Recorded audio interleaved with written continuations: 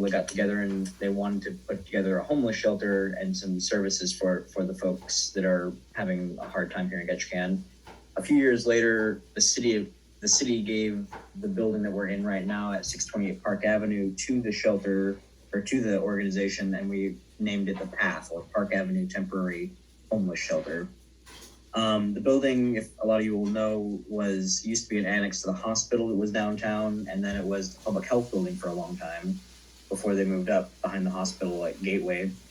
So the building was built in 1942, very old, definitely a lot of maintenance issues we've been kind of fighting with and access issues. It's a 2-story building where most of the services are downstairs. So no elevator, a lot of access issues, but we've been making it work for almost 30 years now. We usually serve in non-COVID year, we serve between 170 and 190 people a year. Anywhere from 4,500 to 6,000 service transactions a year. Our budget is pretty slim, usually around $100,000 or just under there. For the last couple of years with COVID, we had to cut back our occupancy rate for the CDC guidelines. And also we saw kind of a decrease in the number of people that had come up on the ferry system and to fish and summer jobs, those kind of things. So we only served 91 people last year and only 70 this year so far. We do anticipate those numbers going right back up as COVID releases and some of this builds back towards normalcy. Because the unfortunate part is just because we're not serving them doesn't mean they're not still needing services. Michelle spoke a little bit about the differences between ourselves and First City Homeless that operate the day shelter and the overnight center. I just wanted to kind of go over that a little bit.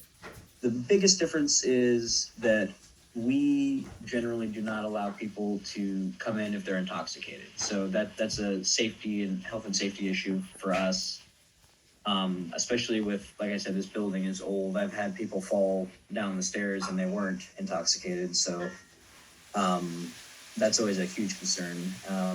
So that's the biggest difference between the two organizations. We try not to overlap our services though either. So the First City Homeless, the day shelter opens up right around the time we are closing in the morning, and they close right around the time we're opening it in the evening. That way there's not duplicative services. And then when they were able to open the overnight warming center, and I believe 2018, I think was the first year, they did a test drive of that with the Salvation Army. They had it over in their building, and then the next year they got more funding and did it in their own space.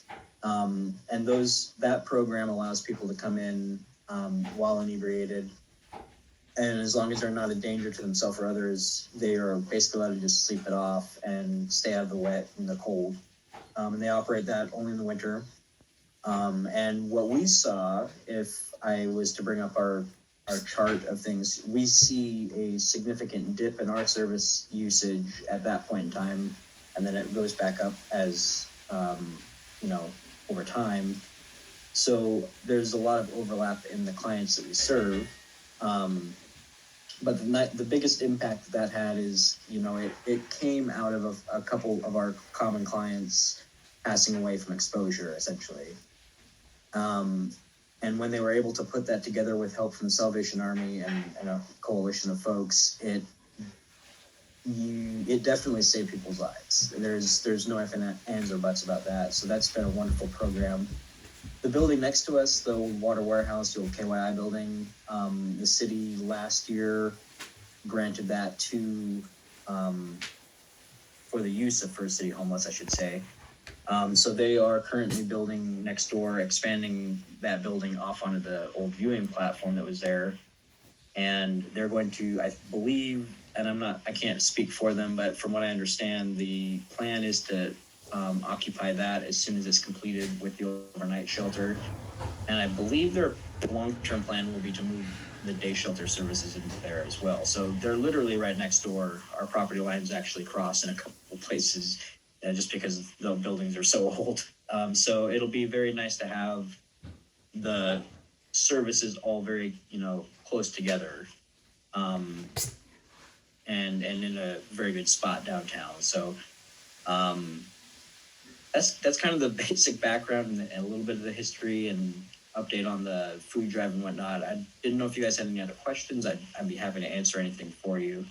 Hey, Ty, I was wondering something that I found fascinating, which I wasn't even aware of until, I don't know, 6 months ago or so, is that when people stay overnight at Path, typically if you could talk about the limits on how long they can stay, and also the fact that when they are staying at Path, that they each have a certain role.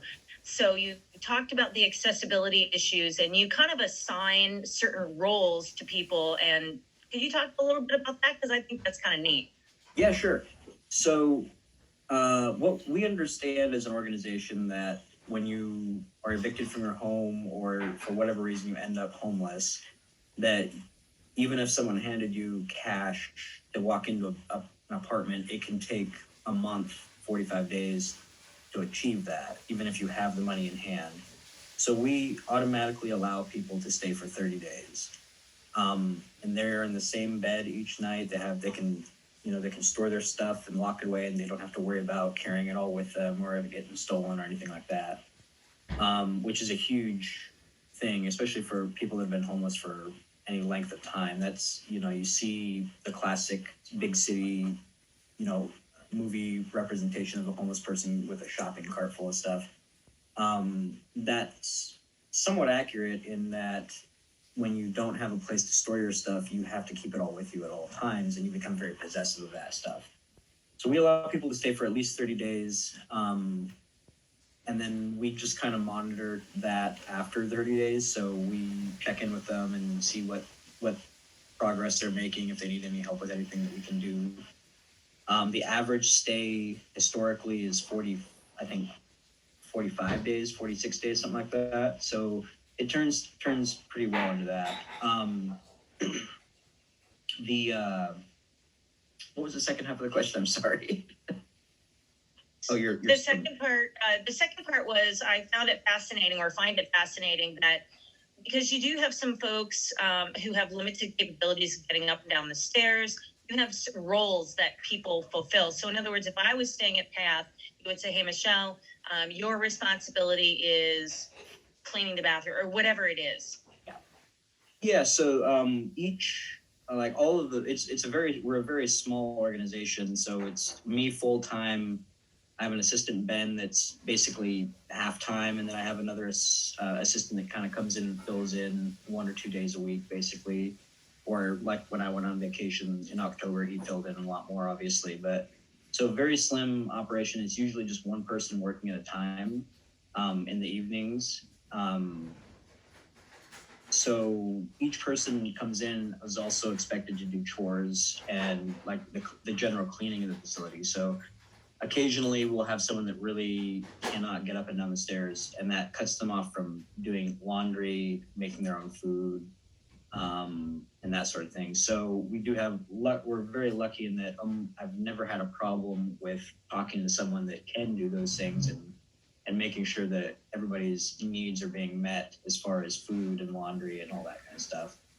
But each person is expected to do a chore or two, the general cleaning. We don't necessarily require food to be made because we don't have a commercial kitchen, but we definitely make sure that, people are able to get what they need for each night they stay in.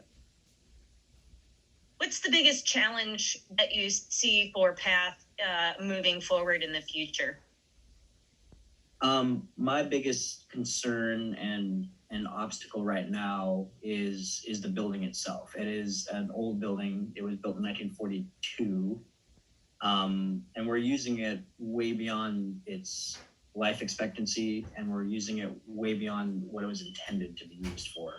The mobility we're seeing, as I've taken the statistics of people coming in since I've taken over for the last 6 years, we're seeing a gradual increase in the number of folks that come in with physical disabilities that limit their mobility, whether that's just age related or injury related, and that's something that we see across the board in Alaska. Especially our population is aging, for instance, at a higher rate than a lot of the states.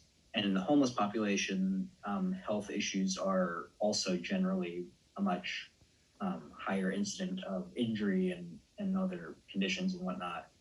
So my biggest concern is the building itself is not suitable for what we're doing. Maintenance issues creep up all the time. I'm constantly chasing just maintenance stuff. So luckily, one of the biggest benefits that has happened, and it's a weird,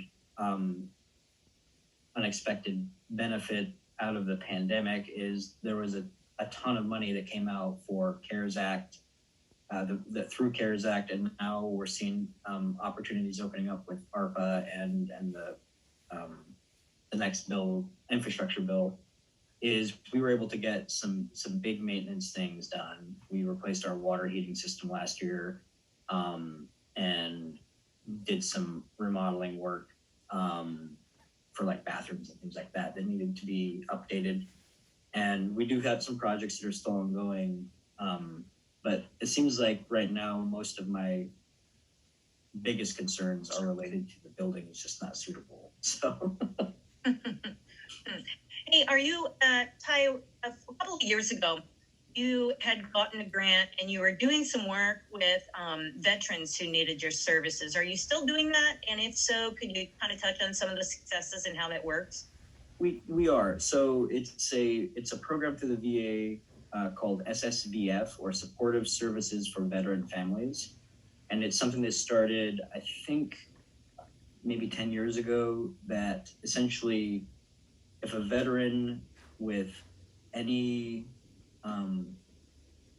discharge of service other than dishonorable is homeless or about to be homeless, I can, through this grant program, basically prevent them from becoming homeless by helping them with whatever is, impendingly causing the homelessness.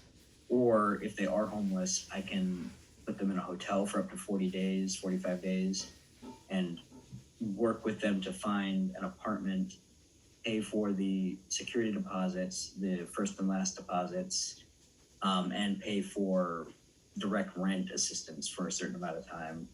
And it's a very impressive grant. One of the most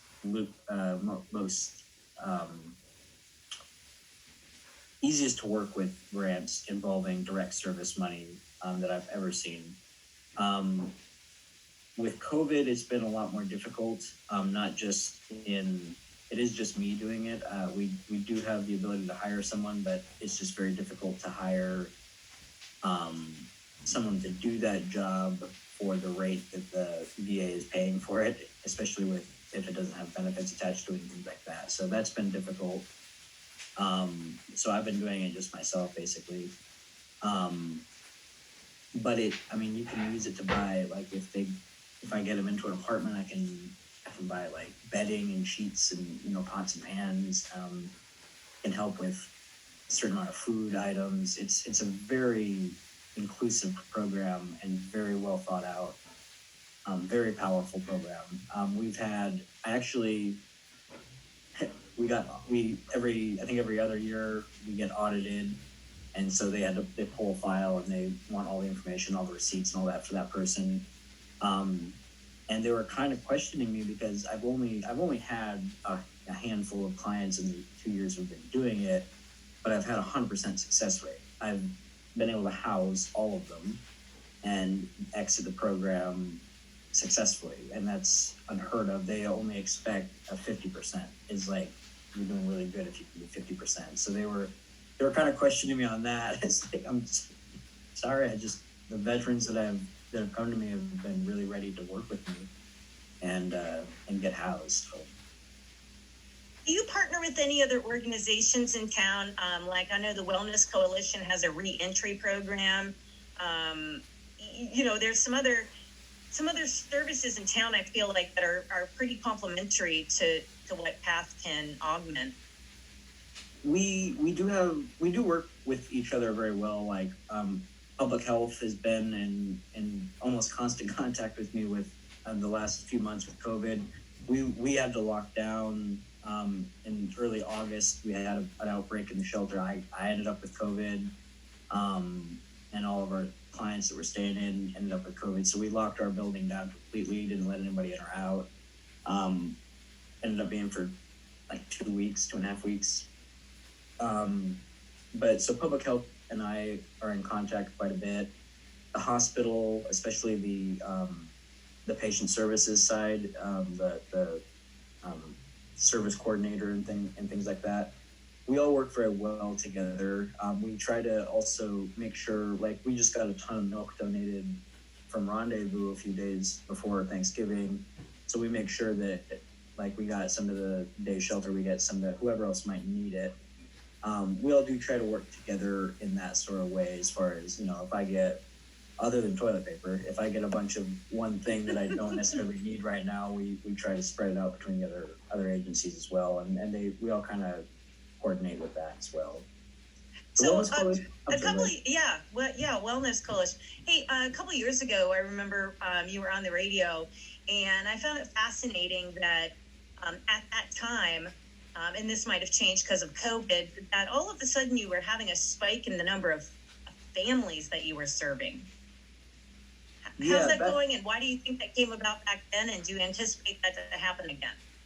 Looking at the numbers since then, that hasn't happened again. So I don't know if that was just coincidence. It doesn't seem like it's been an upward tick of things.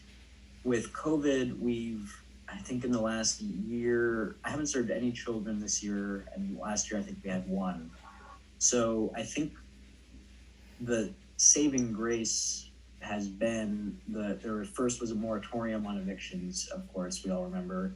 And then there was the housing assistance programs that came out, which also prevented a lot of people from losing housing as they couldn't work and whatever else.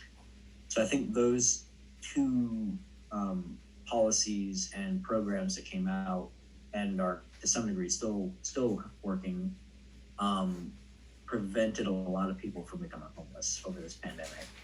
And I think it prevented a lot of people with children and family units from becoming homeless as well. And I'm really happy about that because I don't have the capacity. I have one free bed right now for a single male. So because of the way our building is situated, I couldn't house a family right now if someone came in. So luckily we did not see a continuation of that trend, and all the family units that we did serve that year it was a crazy year for kids. We had several different family units with like 1 or 2 kids, and then we had one like mom, dad, grandma, grandpa, and 4 or 5 kids. So luckily all of those situations ended up resolving and finding housing, and they didn't come back. So that's been very nice. I think that's been 2 or 3 years. I think 3 years now. I always forget that 2020 happened, so I think it's 3 years now. Yeah, it's kind of like the lost year. Sorry, I was laughing. My dog is snoring enormously loud in the background. So hey, quick last question. In recently, I think that there's been kind of a new or regained focus on not only drug abuse but homelessness on the part of, in particular, the city council. Have you been asked to participate in any of those discussions? And I was just curious if you're part of that conversation, or do you anticipate being part of that conversation?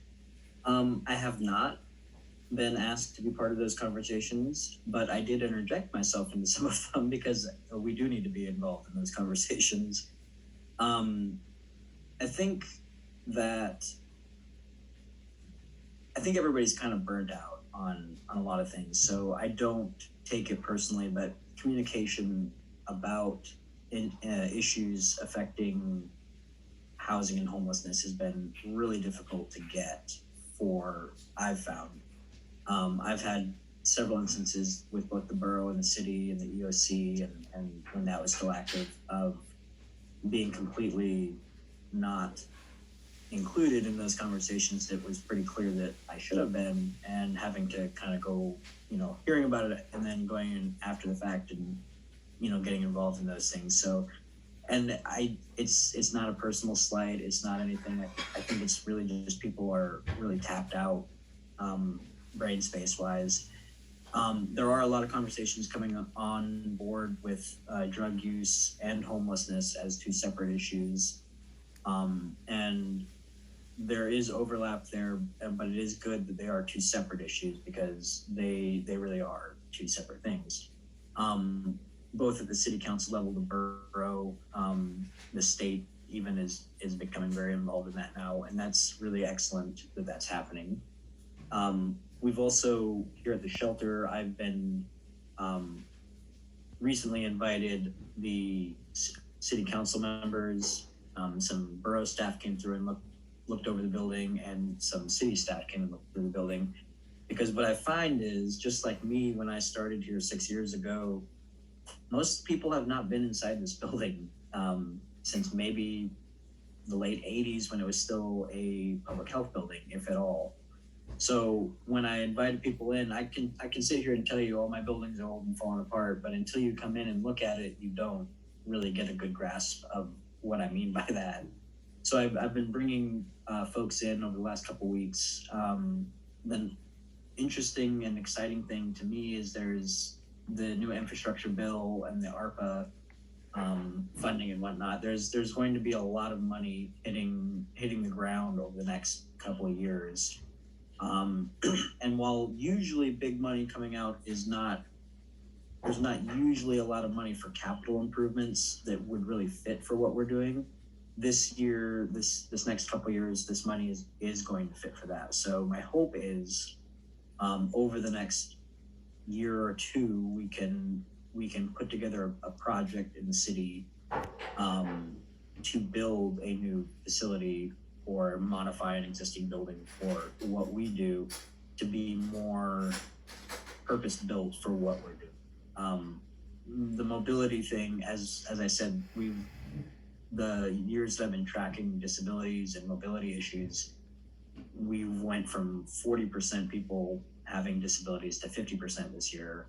And while these last couple of years have been lower number of people total, these numbers are going to continue to increase. So every year, I have only a limited number of space that I can put someone with a wheelchair, for instance. And right now they're all taken. Really don't have room for any. If someone came in with a wheelchair right now, I don't know what I would do exactly, but we would, as we always do, we would make it work. But it's just not feasible to continue using this building for very much longer, Mm-hmm. That'll be interesting to see how that plays out. Will it look something like, I'm not trying to put you on the spot, Ty, but will it look something like a complete rehab and redo of the building that you're in, which would be major, or is it a move somewhere else? And also, just in case folks on the call didn't know, one thing that the group, all of the groups collectively have decided is that being in that downtown corridor is really important for those that are serving the homeless because of transportation issues, mobility issues in terms of walking and so on and so forth. So you couldn't really have, say, a shelter out near Walmart or somewhere like that. That would not be necessarily feasible, and so that downtown corridor is key. And if you know downtown, like we all do, there's slim pickings down there, right? Right, and that is a core thing, and that's a core concept in most homeless shelters. Is you do not want to let it get buried and pushed to the side, because it will be out of sight, out of mind, and within a few years the problem will continue to spread, and because people won't see it every day, so they won't know that it's still a problem.